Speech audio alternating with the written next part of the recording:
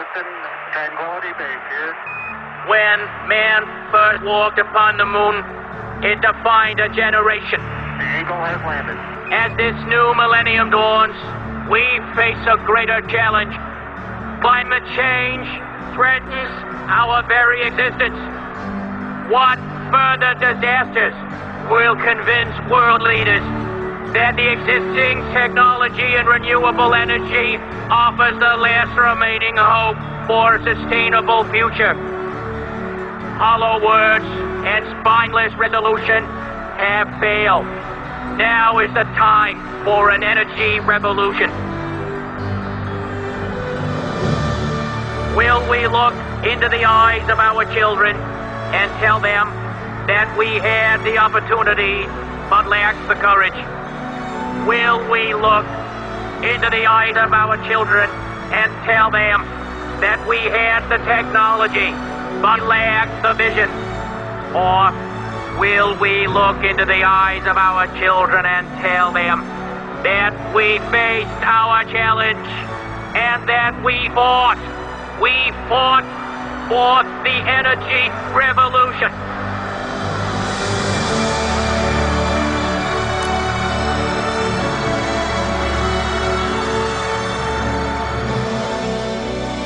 That's one small step for man, one giant leap for mankind. I'm looking into my college, Queen Mary's, to find out for myself what it does for the environment and any challenges it's facing. I've always been keen on being eco-friendly myself, and I'm always happy to recycle, and occasionally I'm turning off appliances when people are about to use them. I myself am a third year at Queen Mary's, and I oversaw the construction of the most prestigious building, the Spectrum, which will be discussed at length throughout the documentary, and I've seen many changes occur around the college, and I feel that it deserves high praise for its contribution to climate change. For the duration of this documentary, it is my aim to uncover any problems that the college is having and see what's being done and what's been planned for the future. Before making this, I realised that hardly anyone in the college knows how the college saves energy at all. So it's also my task to educate those who don't know and for them to fully understand the college's triumphs and struggles. But first, a view on how the little things you can do can go a long way in helping to change the world.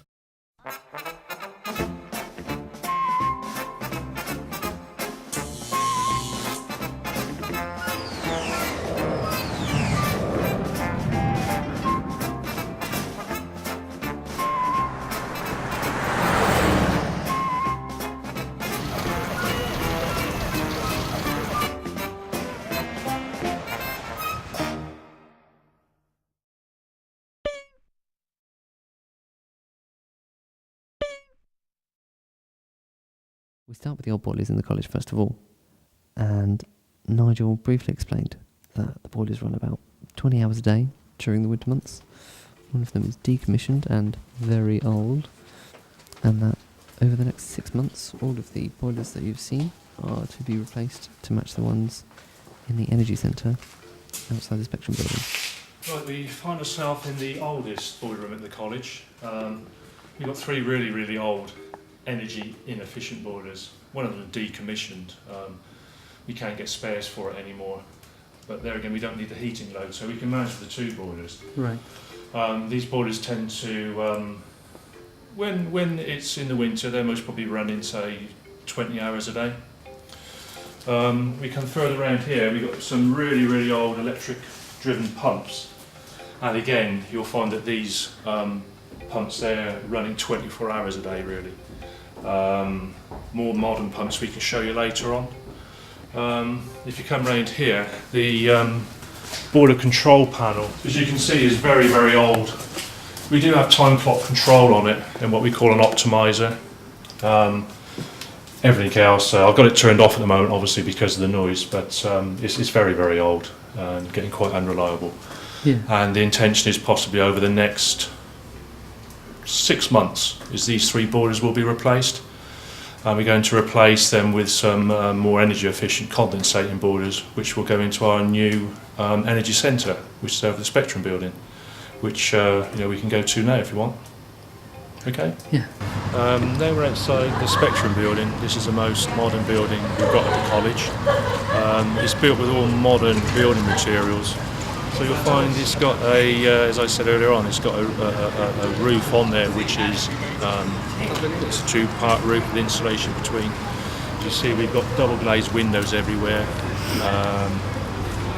You see the board which is put on there has all been sourced from environmentally friendly source, or the cladding. Inside the building also, all the lighting in all the classrooms and all the corridors are under sensor controls.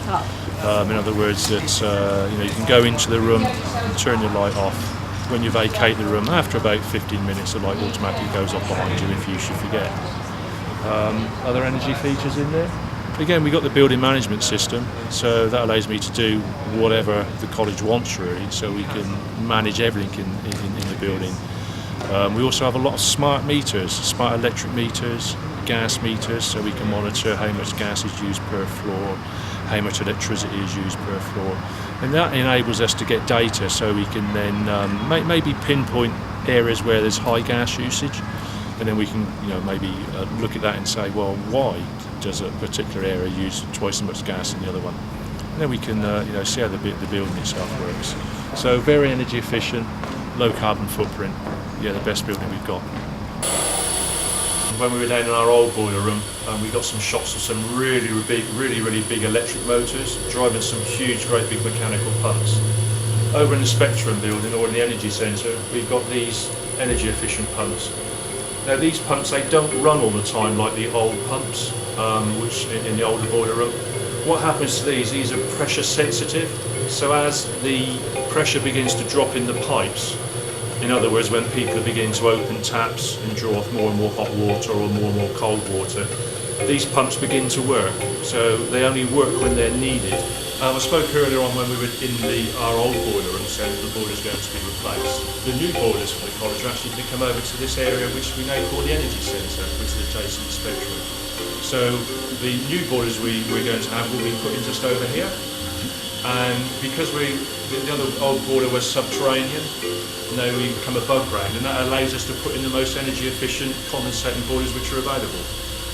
So they'll be standing in here. We've got solar panels on the roof. There's 12 solar panels, and what they do is obviously they're just getting heat from the sun, and they're doing background heat for these two large hot water cylinders. I think these hold about 600 litres each. At the moment it's about 12:30, it's an October day, and I think the solar's providing us, one's around about 50 degrees, there's two systems, the other one's down to about 30, so we're getting a lot of free energy to do our domestic hot water for the Spectrum building. Big guns of the college now are Stephen Sheedy, the principal of the college, and Alan Heap, the vice principal.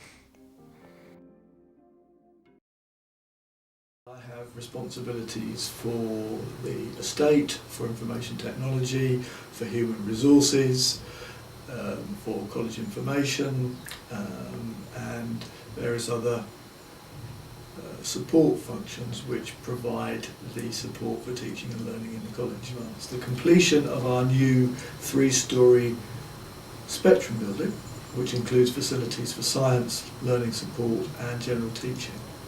The old buildings, however, still leave a lot to be desired. They were built in the 1950s, they don't have appropriate insulation, they have single glazing, they don't have roof insulation, and the heating system is old, inefficient.